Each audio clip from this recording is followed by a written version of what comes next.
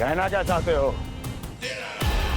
एक क्षण में सूचना उगलो, अन्यथा मेरा योद्धा बकासुर विष्णु अवतार की तरह तुम्हें भी जीवित निकल जाएगा। आने दो। बकासुर मारा गया महाराज, बकासुर मारा गया महाराज, बकासुर मारा गया। बकासुर मर चुका है? असंभव। असंभव। बकासुर ने उस बालक को निगल तो लिया था, पर उसकी सुरक्षा करने के लिए सभी देवता वहां प्रकट हो गए, पर फिर भी कोई बकासुर का सामना नहीं कर पाया। और फिर क्या हुआ? वो बालक स्वयं ही बकासुर के उदर से बाहर आ गए और उसकी चोंच तोड़कर उसकी हत्या कर दी।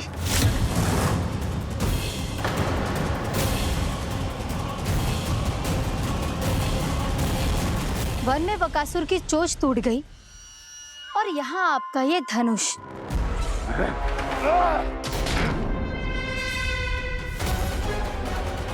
केवल नहीं टूटा तो आपका ये भ्रम महाराज। क्षमा कीजिएगा महाराज, आपका भ्रम टूटना आवश्यक है। आवश्यक है आपको यह आभास होना कि उस विष्णु अवतार को पराजित करने के लिए आपके साधारण योद्धाओं में वो सामर्थ्य नहीं है। अच्छा सर, उतना तृणावर्त, बकासुर, ये सब साधारण नहीं थे प्राप्ति, साधारण नहीं थे। फिर तो ये और भी अधिक चिंता का विषय है महाराज, क्योंकि इसका अर्थ तो यही हुआ कि वो विष्णु अवतार कुछ अधिक ही असाधारण है और उसका सामना करने के लिए और उसे मिट्टी में मिलाने के लिए आपको एक ऐसे अस्त्र की आवश्यकता है जो उसके सामने ना झुके और ना ही टूटे।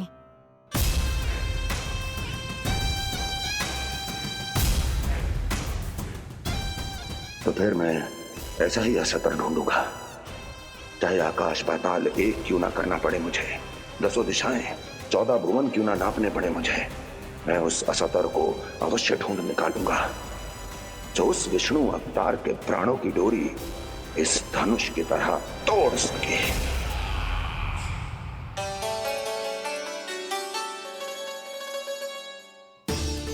थैंक्स पापा, मैंने मैया को वचन दिया है कि जब तक नहीं चाहेंगी मैं वन नहीं जाऊंगा, इसलिए आप मुझे मारने के लिए कोई शक्तिशाली असुर ढूंढने में व्यस्त रहो। कुछ दिन तब तक मैं व्यस्त रहूंगा अपनी मैया की सेवा करने में।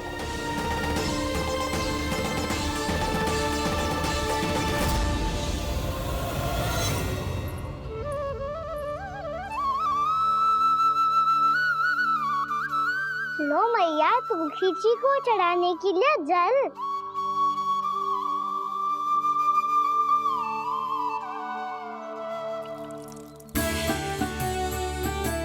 लो मैया, और आटा।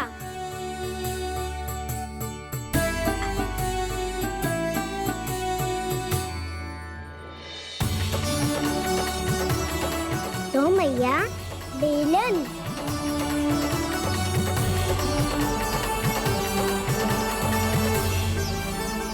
ले तनिक खा ले। ओ मैया, भूख ना लगी है। बिना भूख के खाने से क्या लाभ? और तेरा जब पेट तो कह रहा है कि उसे भोजन चाहिए, और लाभ कैसे ना लल्ला? भोजन का लाभ है ना, तन को पोषण मिलेगो, स्वास्थ्य बनेगो, जो तेरी भुजाओं में शक्ति आ जाएगी, ताऊ के जैसी, ताऊ से भी अधिक। तेरे जे केस भी लंबे हो जाएंगे। सच्ची मैया? सच्ची। माप के देख लियो नित्य दिन। तनिक खा।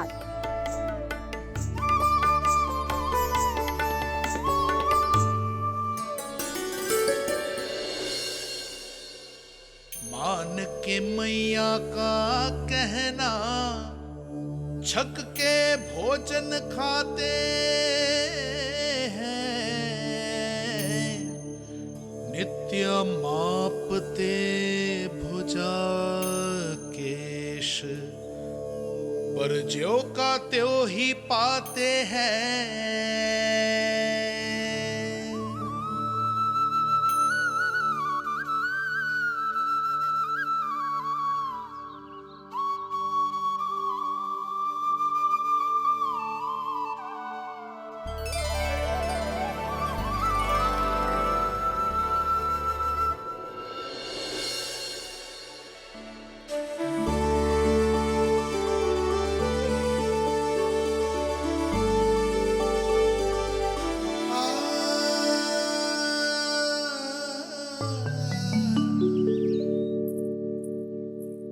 ले लल्ला, फल खा ले। ना, मुझे ना खाने फल वल। क्यों? लंबे केस और शक्तिशाली भुजाएं ना चाहिए? व्यर्थ है ये सब। पिछले 10 दिनों से देख रहा हूँ, ना केस लंबे हुए हैं, ना भुजाई शक्तिशाली बनी है। 10 दिन में का चुनाव होने वाला। 10 सप्ताह ऐसे खाएगो ना, तब जाके कछु बदलाव दिखेगो। समझ आई? चल अब खा ले। वैसे भी मुझे बहुत सारी तैयारियां करनी है आज। इसीलिए भैया एकादशी के व्रत के लिए लल्ला। सुनो जी, सारी सामग्री आ गई? हाँ, तुमने जो कही थी सब ले आए हूँ।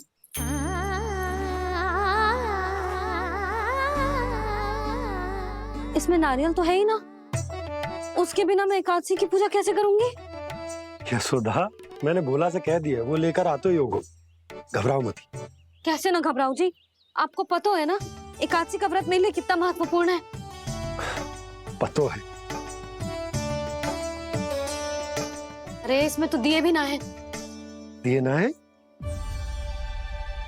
अब मैं अभी लेकर आता हूँ। आप रहने दो, मैं ही लेके आती हूँ।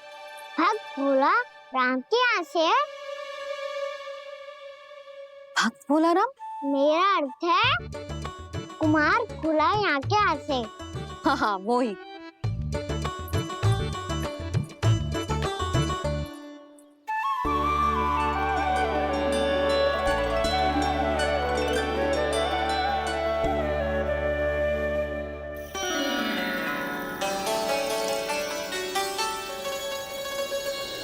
श्री हरि, श्री हरि, मेरे श्री हरि।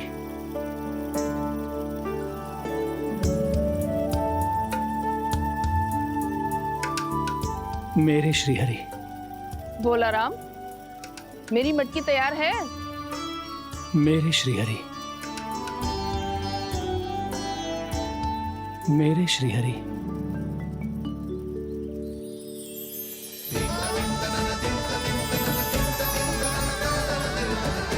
भोला राम,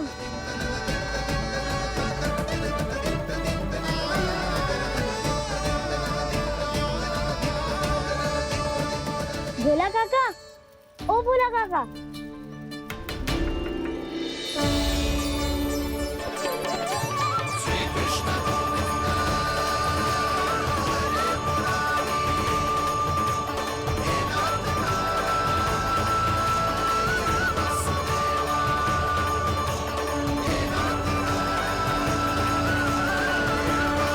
प्रसन्न हो गए।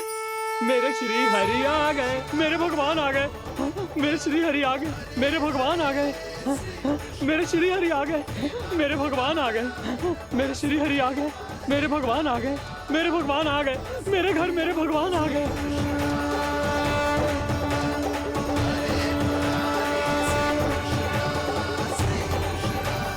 मेरे घर आ गए, मेरे श्री हरि आ गए। हाँ, मेरे श्री हरि आ गए। ये तो बावले थे ही, अब बालकन को भी साथ में मिला लिए।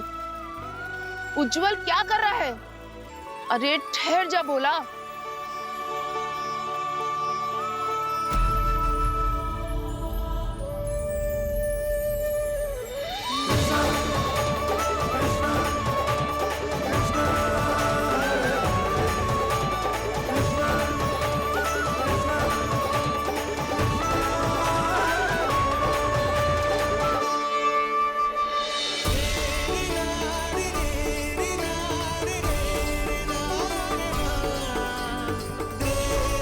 तुम प्रेम से बुलाओ, आएंगे हरि भी।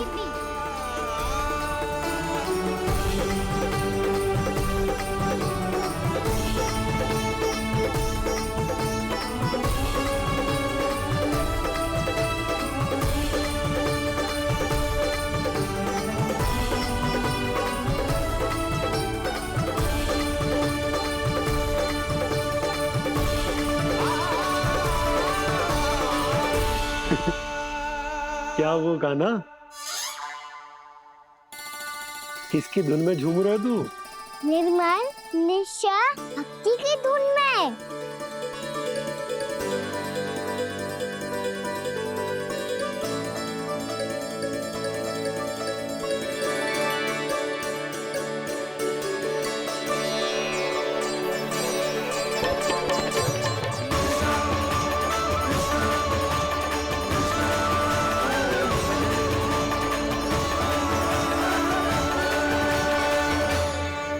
अरे क्या हो गया इन्हें?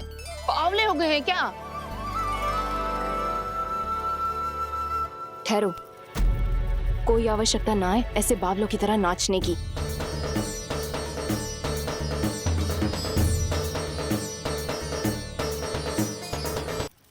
भक्ति में रम गए। बस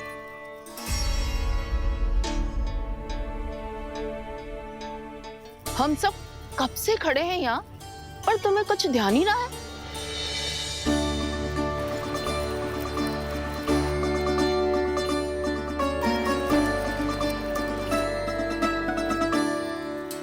नाच गाने में ऐसे मगन हुए कि हमें देखा भी ना। मुझे नाचते हुए देख मेरे श्री हरि को इतना आनंद आ रहा था कि मैं अपने आप को रोक नहीं सका। और वैसे भी मेरे जन्म का एकमात्र उद्देश्य है श्री हरि की सेवा करना, श्री हरि को प्रसन्न करना। तुम बावले हो भोलाराम, या हमें बावला बना रहे हो? श्री हरि और तुम्हें देख रहे हैं। हाँ, अभी वो यहीं थे, देख रहे थे। भोला काका, आपने भी ना अति कर दी अब। हमें भी बताओ तनी, कहाँ थे श्री हरि?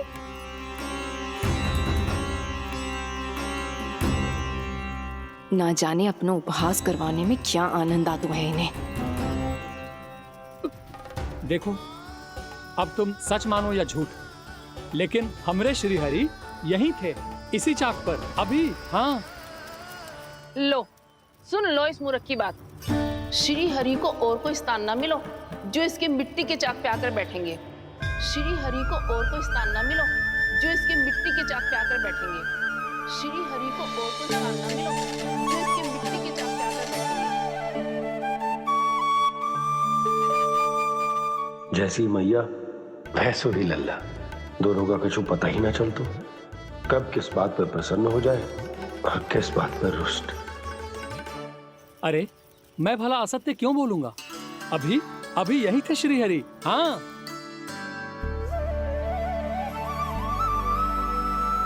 हाँ, जैसे श्री हरि को तो कोई कार्य है ही ना, वो तो आतुर होके बैठे रहते हैं कब तुम हरि हरि बुलाओ और वो दौड़े चले आए। भगवान तो भक्तों के पास आने के लिए सदैव आतुर रहते हैं, बल्कि सत्य तो यह है कि भक्तों के मन में ही निवास करते हैं भगवान। मैं भला असत्य क्यों बोलूंगा? अभी अभी यही थे श्री हरि। हाँ,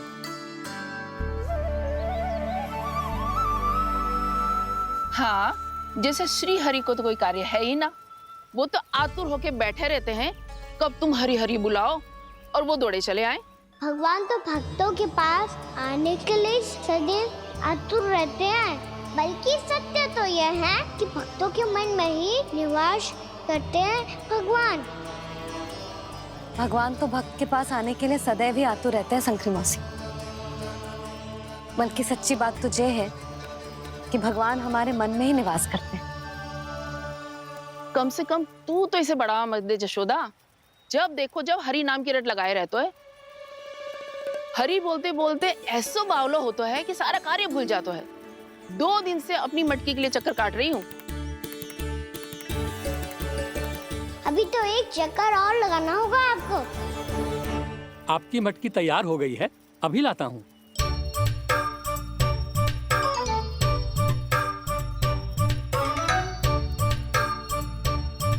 लो जी मटकी।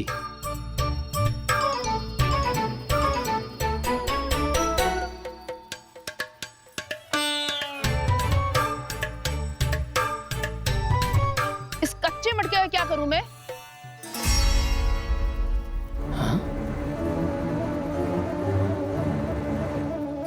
पर इसे तो मैंने भट्टी में पकाया था। अब तू ही देख ले कितना ध्यान रहता है इस कार्य पे।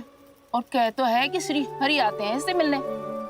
हाँ, आते हैं और आगे भी आएंगे हमारे श्री हरि हमसे मिलने। और आके मोक्ष देंगे, है ना? मांगूंगा तो मोक्ष भी दे देंगे, मांगूंगा तो मोक्ष भी दे देंगे, मांगूंगा तो मोक्ष भी दे देंगे। अभी तो ये बता कि तू मुझे मेरी मटकी कब देगो? और मेरी मांग कब पूरी करोगे भोला राम जी? मेरो घड़ा मेरे दिए तो तैयार है ना, कल एकादशी की पूजा और व्रत के लिए। एकादशी का व्रत? हाँ, एकादशी का व्रत। इसे करने से श्री हरि बहुत प्रसन्न होते हैं। अच्छा, फिर तो अभी लाया।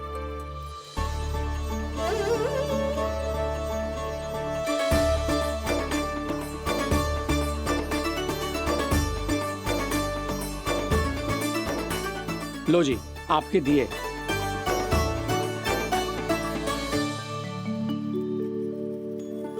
और जो हमने मांगा है वो? बाकी सब शेष द्वादशी के दिन मिलेगा, क्योंकि कल मैं भी एकादशी का व्रत रखूंगा। क्योंकि कल मैं भी एकादशी का व्रत रखूंगा। क्योंकि कल मैं भी एकादशी का व्रत रखूंगा।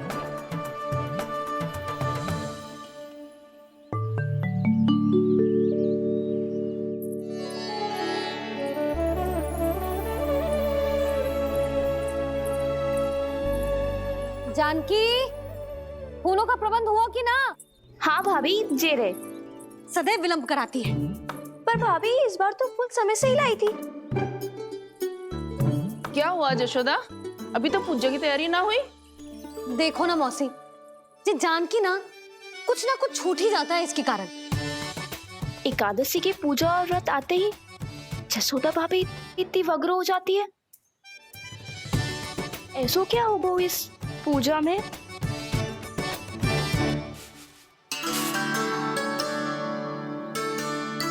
ये थाली में रोली चंदन रखने से, दिया जलाने से के होगो? आपको पता भी है एकादशी का व्रत क्यों रखते हैं, क्या महत्व है इसका? लो, जे तो मैं जसोमती रानी से पूछना भूल ही गया। पर हाँ भगवान, मेरे लिए इतना ही पर्याप्त है कि इस व्रत को रखने से मेरे श्री हरि हमसे प्रसन्न हो जाएंगे।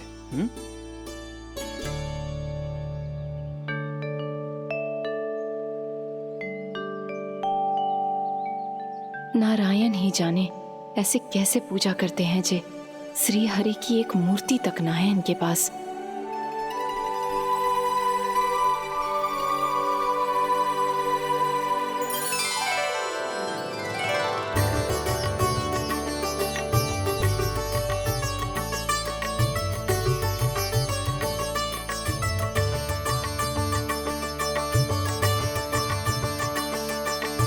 प्रभु, न तो मेरे पास मूर्ति है और ना तो इस व्रत के विधि विधान के बारे में मुझे जानकारी है, और ना ही मुझे इसके महत्व के बारे में जानकारी है, पर फिर भी मैं करना चाहता हूं।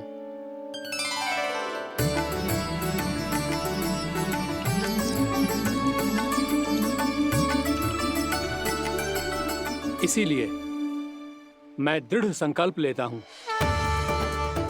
पूरी निष्ठा के साथ, श्रद्धा के साथ और पूरी आस्था के साथ मैं इस व्रत को संपन्न करूंगा।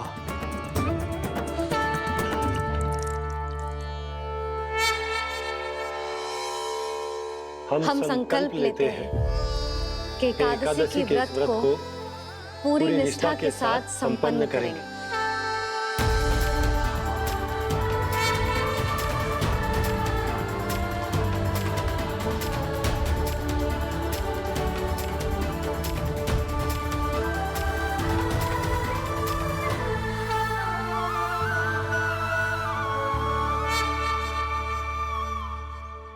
तुलसी जी के पत्ते तो हैं ही ना। श्री नारायण को तुलसी जी के पत्ते के बिना भोग ना चढ़तो है। जानकी, तुलसी के पत्ते कहाँ हैं? भाभी, मैं तो कब से यही पूछना चाह रही थी कि तुलसी के पत्ते लाऊं क्या, पर आप तो व्यस्त थी ना। तुझे कितनी बार समझाओ है ना, यदि तेरे कछु करने से किसी और की कोई हानि ना हो रही हो या किसी के अच्छे कार्य में सहायता हो रही हो तो मुझसे आज्ञा लेने की आवश्यकता ना है। समझ गई भाभी, आगे से जाना उनको। ले अभी लेकर आती हूँ।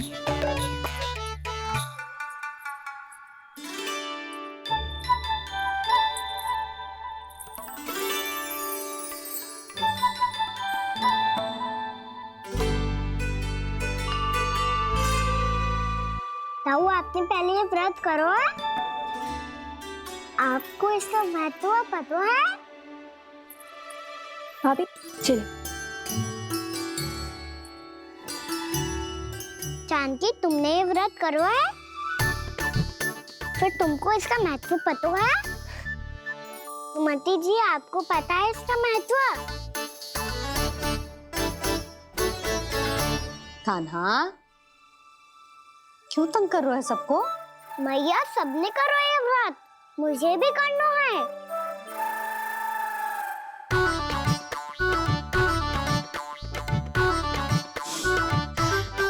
ये व्रत केवल बड़ों के लिए होती है लल्ला। जब आप ये व्रत कर सकती हो, बाबा कर सकते हैं, ये सारी गोपियां कर सकते हैं, वो भी कर सकते हैं, तो मैं क्यों ना कर सकता? क्योंकि तू कल तक भूखा ना रह पाएगा लल्ला। जब भक्त रह सकते हैं, फिर मैं क्यों नहीं रह सकता? मेरा अर्थ है कि नारायण के भक्त मैया। मैया मान जाओ ना, मुझे करने दो ना ये व्रत।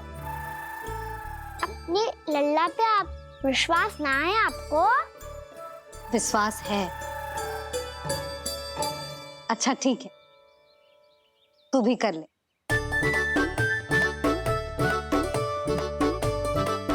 पर मैया, व्रत की कथा तो सुनाओ, मैं तो अबध हूँ ना।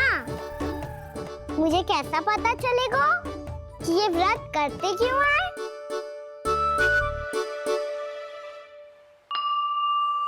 प्रभु, मुझ अबोध को कैसे पता चलेगा कि इस व्रत का क्या विधि विधान होता है और क्यों रखा जाता है और इसका महत्व क्या होता है?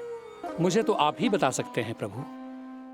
जब व्रत कर रहे हैं, तब उसका महत्व भी पता होना चाहिए ना। बताओ ना मैया, क्यों रखते एकादशी का व्रत? इसके लिए तो तुझे एकादशी की कथा सुननी होगी। सुनेगो ना?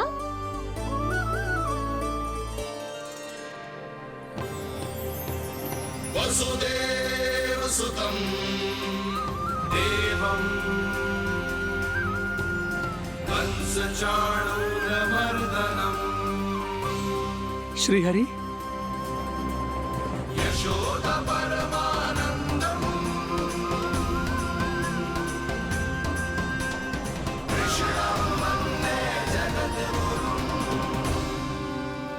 वाह प्रभु, अपने भक्तों को एकादशी व्रत का महत्व समझाने का अच्छा उपाय खोज निकाला है आपने।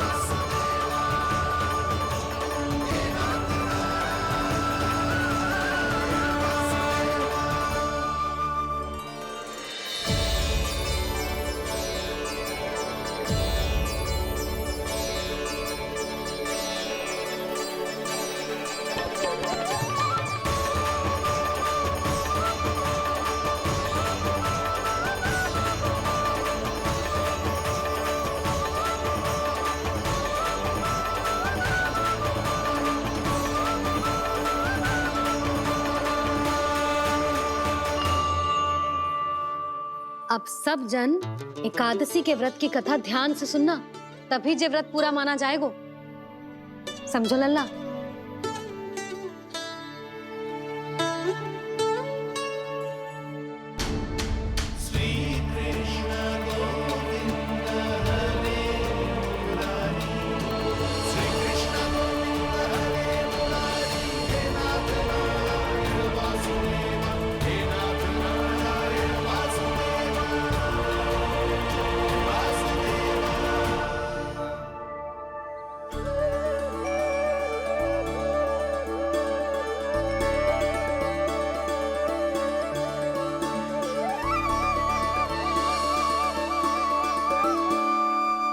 सतयुग में चंद्रावती नाम के नगर में मूरा नाम का एक असुर राज्य करता था। ओम ब्रह्मदेवाय नमः। ओम ब्रह्मदेवाय नमः। ओम ब्रह्मदेवाय नमः। ओम ब्रह्मदेवाय नमः।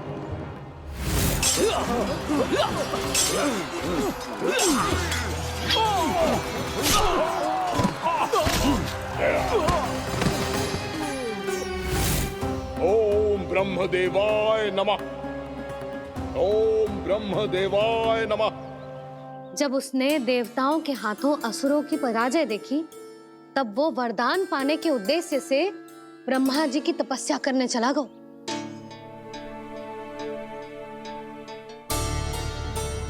शीघ्र ही मूरा की तपस्या सफल हो गई और ब्रह्मदेव जी उससे प्रसन्न हो गए। ओम ब्रह्मदेवाय नमः। ओम ब्रह्मदेवाय नमः। ओम ब्रह्मदेवाय नमः। ओम ब्रह्मदेवाय नमः। ओम ब्रह्मदेवाय नमः।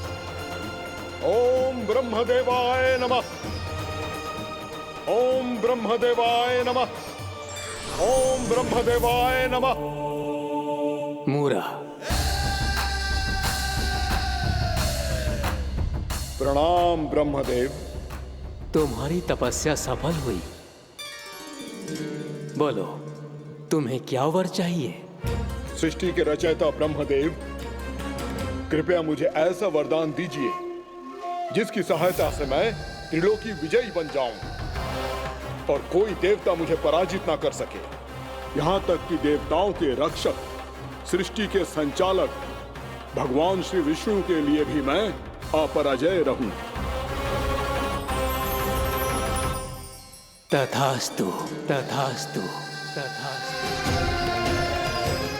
प्रणाम ब्रह्मदेव।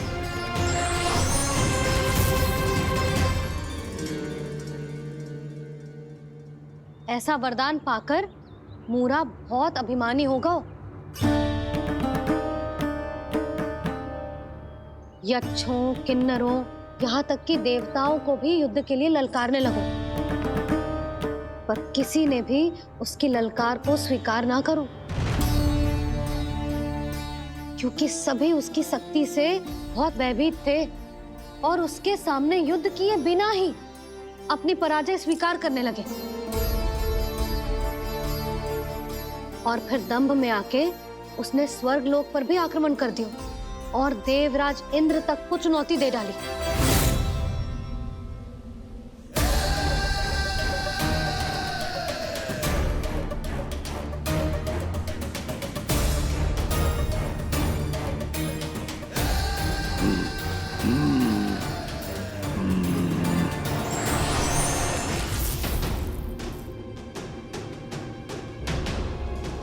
मैं प्रतीक्षा कर रहा हूं देवराज।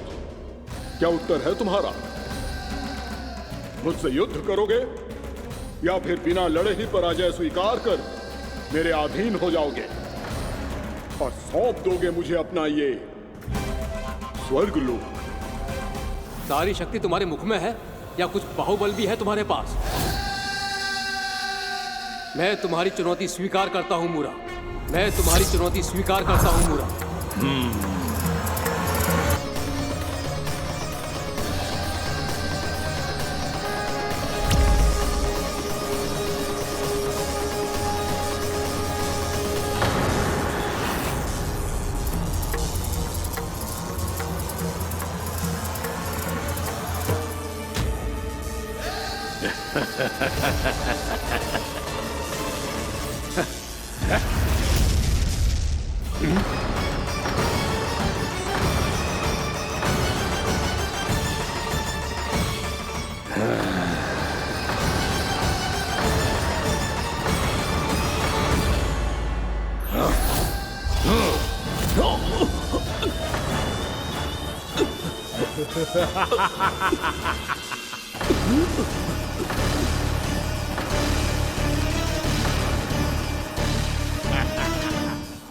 खैरिए देवगण, असुर राज मूरा को ब्रह्मदेव का आशीर्वाद प्राप्त है।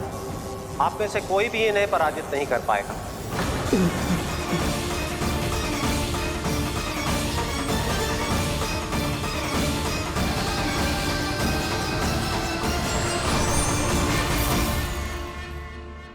अवसर और देता हूं देवराज, युद्ध या अधीनता, क्या उत्तर है तुम्हारा देवराज?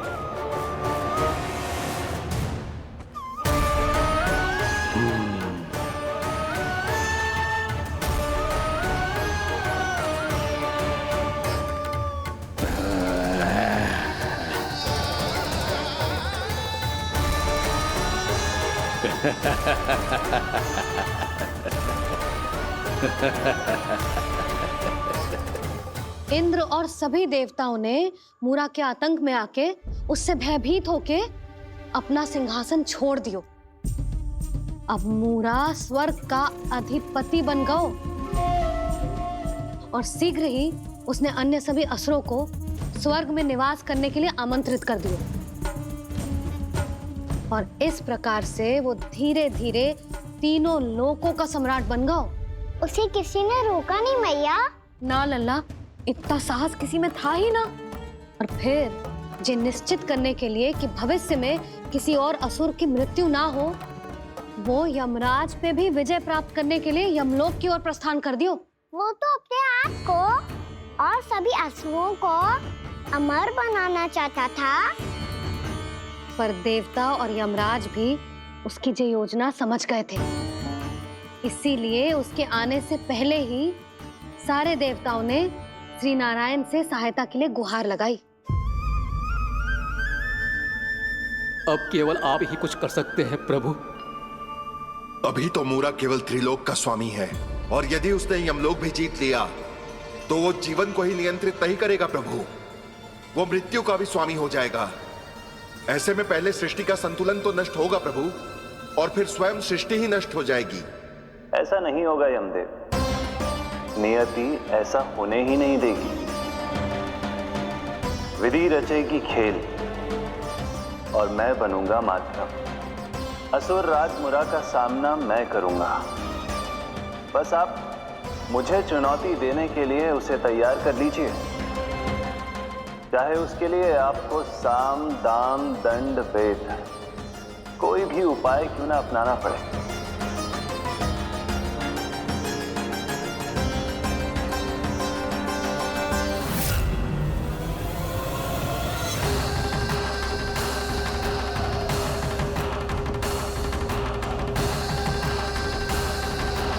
आप तो मेरी प्रतीक्षा में पहले से ही खड़े हैं यमदेव। तब तो आपने मेरी चुनौती के बारे में भी सुना ही होगा। कहिए, क्या उत्तर है आपका? मेरा स्वागत करके अपना राज्य त्यागेंगे या मेरा सामना करके अपने प्राण? असुर राज मूरा का सामना मैं करूंगा। बस आप मुझे चुनौती देने के लिए उसे तैयार कर लीजिए, चाहे उसके लिए आपको साम दाम दंड भेद कोई भी उपाय क्यों ना अपनाना पड़े।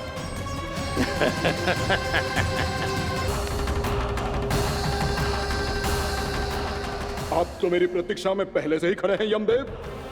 तब तो आपने मेरी चुनौती के बारे में भी सुना ही होगा। कहिए, क्या उत्तर है आपका? मेरा स्वागत करके अपना राज्य त्यागेंगे या मेरा सामना करके अपने प्राण? हे असुर श्रेष्ठ, मैं आपकी अधीनता स्वीकार करने के लिए तैयार हूं। बस एक विनती है मेरी। शर्त को विनती का नाम देकर पहलाना चाहते हो मुझे यमराज? असुर राज मूरा के सामने शर्त रख पाओ, इतना सामर्थ्य नहीं है तुम में।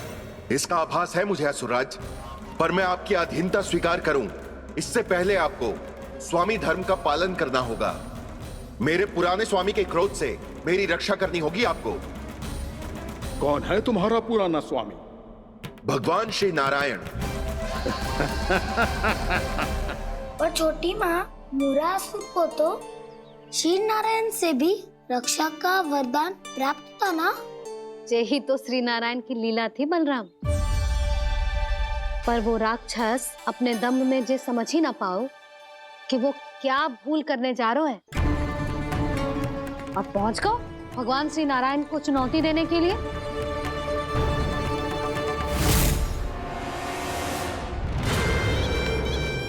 वहीं ठहर जाओ असुर राज मुरा।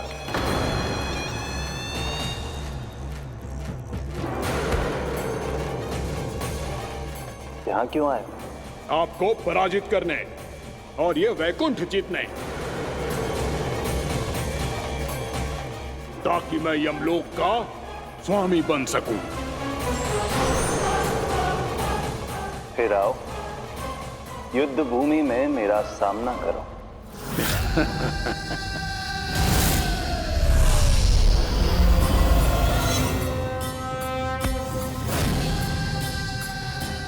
ये नहीं जानते कि इनसे ना हारने का वरदान तो मैं पहले ही प्राप्त कर चुका हूं, इसलिए युद्ध ठीक से आरंभ हो पाए उससे पहले ही इन्हें जीत लूंगा मैं।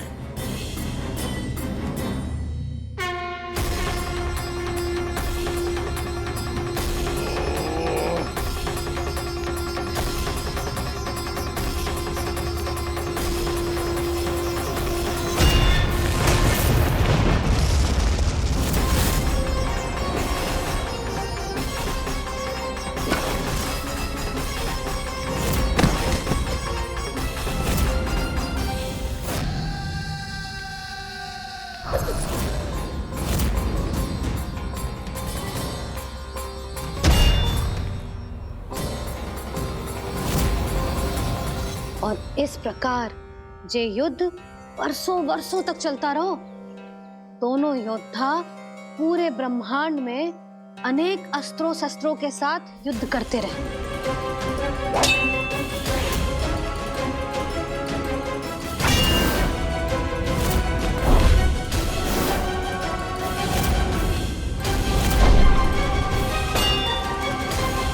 फिर क्या हुआ मैया?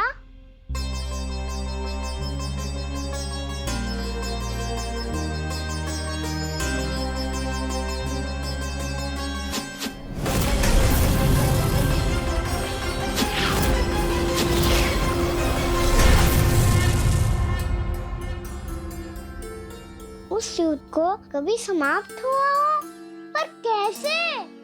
शीघ्र ही वो राक्षस थक गौ लल्ला।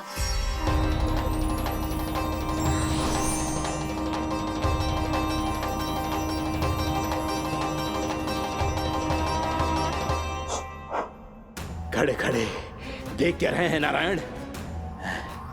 आक्रमण कीजिए, वध कर दीजिए मेरा।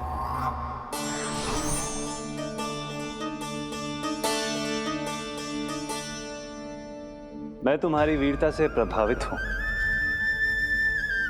इसीलिए इतनी थकान की स्थिति में मैं तुम जैसे वीर पर आक्रमण नहीं करूंगा। जाओ विश्राम करो। यदि फिर से युद्ध करने की इच्छा हो तो तुम्हारा स्वागत होगा।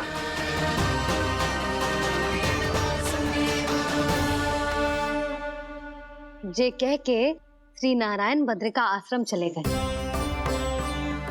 और वहां हिमवत नाम की एक कंदरा में ध्यान लगा के बैठ गए। उधर वो राक्षस विश्राम करने लगो। अनेकों दिन बीत गए और अब वो राक्षस मूरा फिर से स्वस्थ होके बलवान हो गया था। उसने अपनी सारी शक्ति फिर से प्राप्त कर ली थी। श्री नारायण ने उस पर दया करी थी, पर वो फिर से श्री नारायण को छलने को तैयार होगा।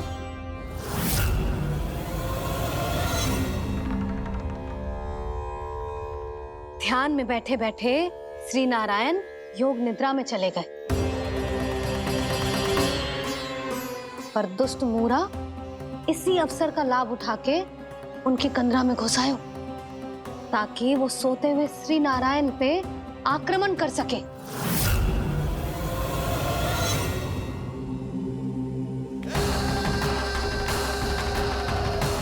आज इस लंबे युद्ध को जीतकर अपने इस अंतिम शत्रु का भी अंत कर दूंगा मैं।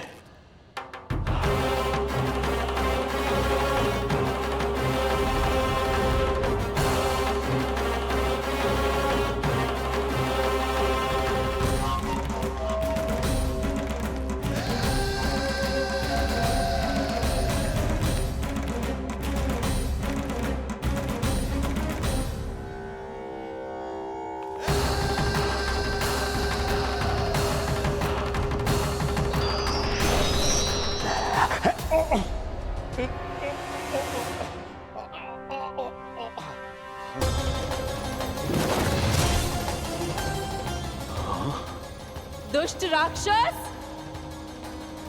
प्रभु ने तुझ पर दया की, तुझे संभलने का अवसर दिया।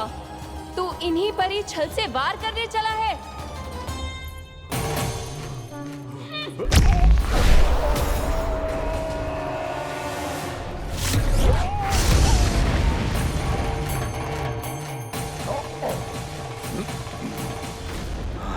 मैं अजय हूँ, मुझे कोई पराजित नहीं कर सकता। ब्रह्मा का वरदान है मुझे।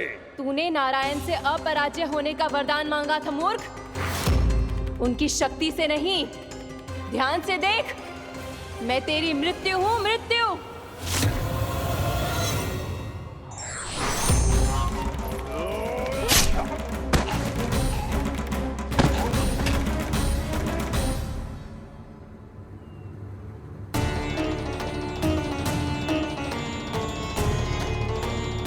वो देवी कौन थी छोटी माँ? और कौन बलराम, वही तो थी देवी एकादशी।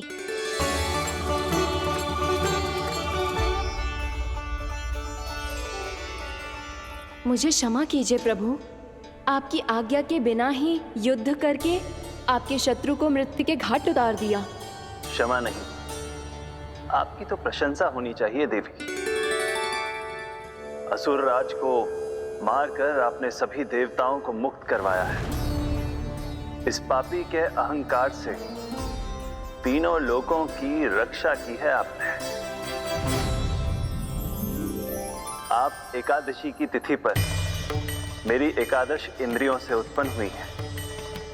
इसीलिए मेरे सभी भक्त आपको उत्पन्न एकादशी के नाम से जानेंगे। सभी तिथियों में आपका स्थान सर्वश्रेष्ठ होगा। जिस तरह आपने राक्षस के आक्रमण से मेरी रक्षा की है, उसी प्रकार एकादशी के दिन व्रत करके जो भी भक्त आपकी कथा सुनेगा, मैं स्वयं उसकी रक्षा करूंगा। जो आपकी पूजा करेगा उसे मेरी विशेष कृपा प्राप्त होगी और उसके साथ साथ उसे मिलेगा धन, सिद्धि और मोक्ष।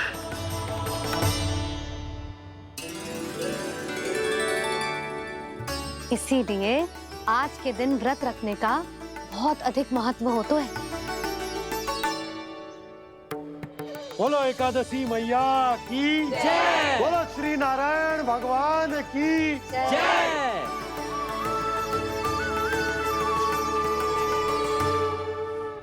प्रभु की कृपा से एकादशी का महत्व भी पता चल गो और मेरा व्रत भी सफल हो गो। अभी नहीं भूला रहा, एकादशी का व्रत पूरी तरह तभी सफल होता है जब द्वादशी के दिन उसे पूरा किया जाता है।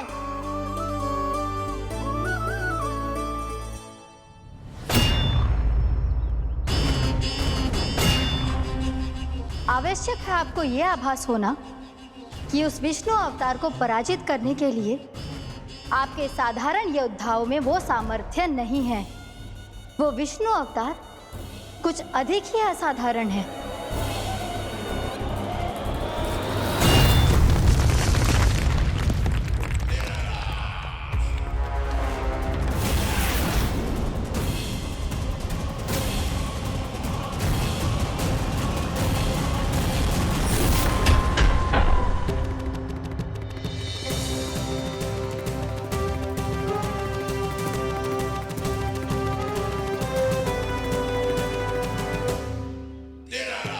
अब मैं दिखाऊंगा उस विष्णु अवतार को असाधारण शत्रु क्या होता है।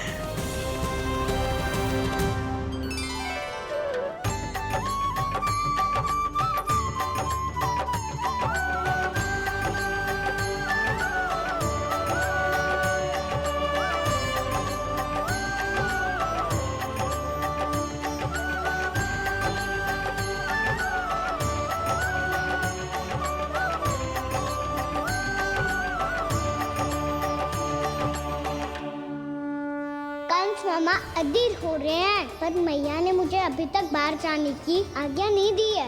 अभी उन्हें किसी और राक्षस को यहाँ भेजने से रोकने के लिए मुझे कुछ करना होगा।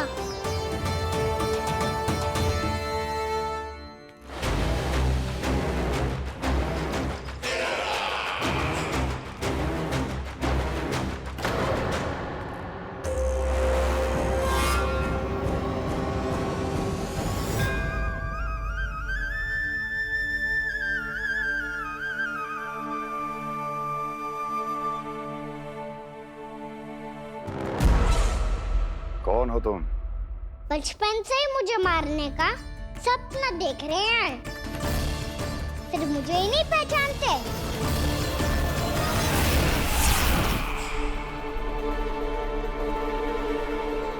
बचपन से विष्णु अवतार। कोई गाना बुलाता है तो कोई मुरलीधर पुकारता है, कोई माखन चोर कहता है, कोई कहता है चिच्चोर। पर विष्णु अवतार इस नाम से तो बस आप ही मुझे बुलाते हो मामा जी। इतना साहस, ये तो यहाँ आ गया है।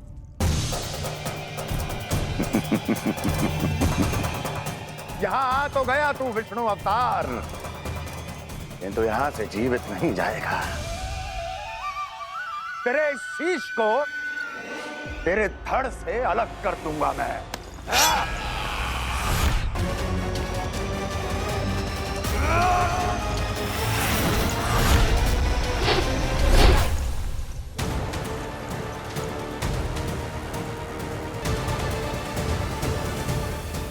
कहाँ देख रहे हो मामा जी? मैं तैयार हूँ।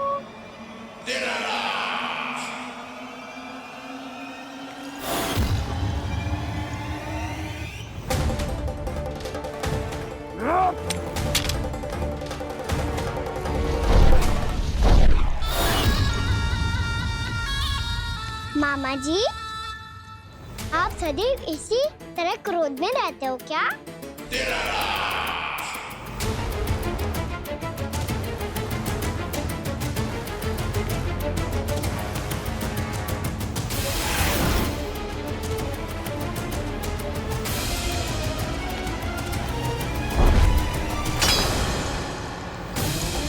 छोड़, छोड़ मेरी तलवार को।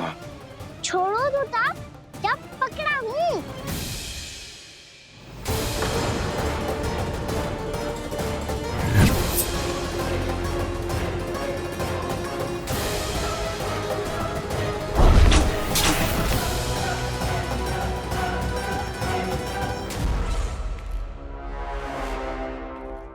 मामा जी,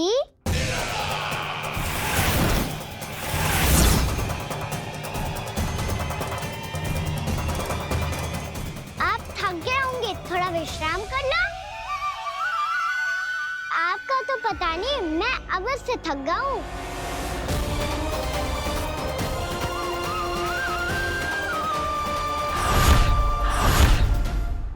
मेरे सिंहासन पर बैठने का तो साहस। अभी तो बस अभ्यास कर रहा था मामा जी। भविष्य में मुझे तो बैठना है यहाँ। आपने बल प्रयोग करके से अपने पिताजी से छीना था, मैं आपसे छीन लूंगा। जो छल और बल से लिया जाए वो अधिक समय तक टिकता नहीं है मामा जी।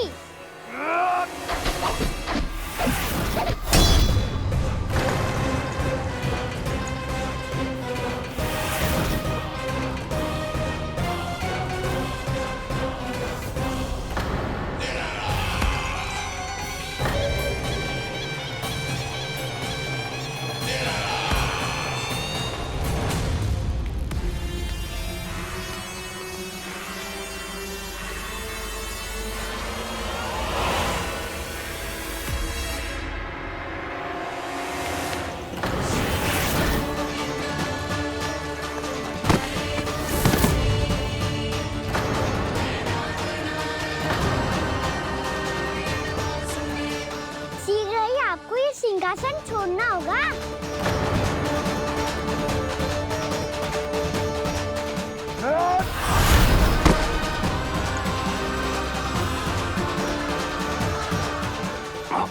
वो मेरा सिंहासन छीनना चाहता।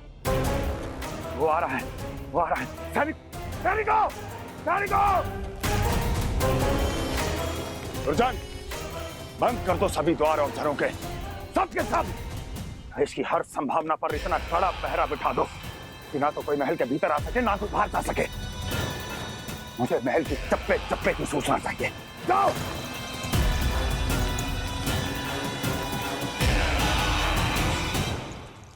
सिंहासन।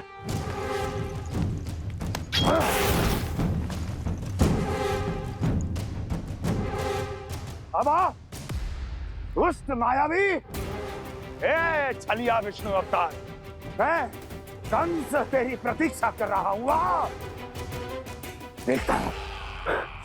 देखता हूँ मेरे सिंहासन पर कैसे बैठता है तू। आ, मुझे तो बस कुछ समय चाहिए था, वो मिल गया। अब करते रहिए आप प्रतीक्षा।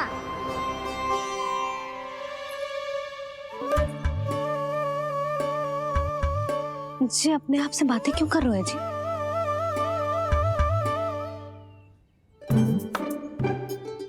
आप मुस्कुरा क्यों रहे हो?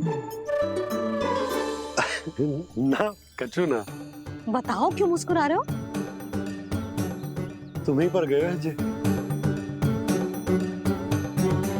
जब तुम व्रत करती हो तो तुम भी ऐसा ही करती हो। इसी प्रकार भूख अधिक लगने पर अपना ध्यान भटकाने के लिए स्वयं से ही बड़बड़ाती रहती। होगा। आपको तो बस मेरा उपहास उड़ाने के लिए बहाना चाहिए।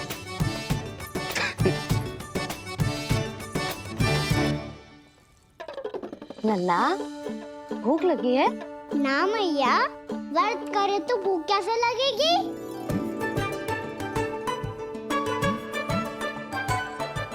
यदि लगी हो तो छोटे बालकों को थोड़ी बहुत भूल चूक क्षमा होती है। कछु ना तो फल तो तू खा ही सकते है। अब तो पूरे नियम और विधि विधान से व्रत तोड़ूंगा। कल द्वादशी के सुबह मुहूर्त के अनुसार। ठीक।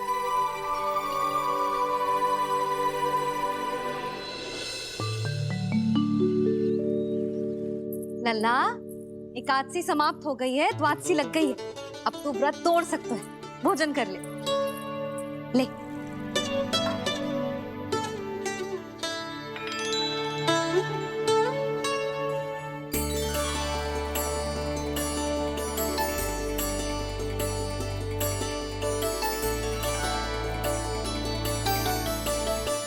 आज तो कार्य कर लीजिएगा। मैं ना चाहती कि सब गांव वाले फिर से आपका उपहास उड़ाएं। अरे, इसी क्षण कार्य आरंभ करना आवश्यक ना है। कुछ खा तो लो। कल भी पूरे दिन व्रत में रहे, अब तो कुछ खा लो। ना ना, अभी बिल्कुल भूख ना है। और हाँ भगवान, तुम्हें चिंता करने की आवश्यकता नहीं है।